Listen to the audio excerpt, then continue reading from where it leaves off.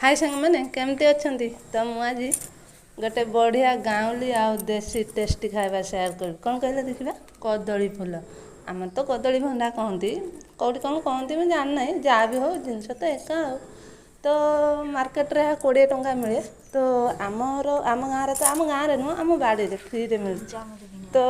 एमती चांस के छाड़ कहले देखिबा कदली फूल गुड़िक होता तो मुझे कहली बापा नहीं आस खाଇବା आज तरकारी करी तो काले शनिवार होता तो आज तो संडे तो मो शाशु सकाळु सकाळु माने ताकू बनैबारे व्यस्त तो मुझे भी हेल्प कर देती माने देख एटा को तो मु छोट बेले खाए छड़े कदली फूल सब मु खाईदे तो एबे भी कौन मु कौन बड़ हो गली ना कौन एबे मु खाईदेवी तो छड़े खाईदेली मुझे तो खाई पार्ली सतरे छाड़ तापरे सब फूल गुड़िक माने आम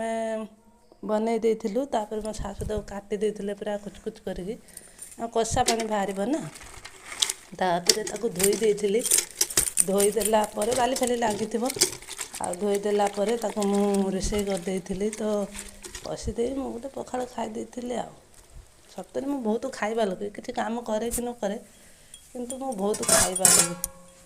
ताको टिके हल्दी लुण पकई सिझाई देती सिझेला तार कषा पानीटा काटिदेबा नहेले तो खाई हेबनी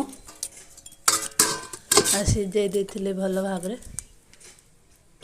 रखी मु माने तो भाजी देती भाजी देला ताकू मसला माने आलू सिझे मसला कषी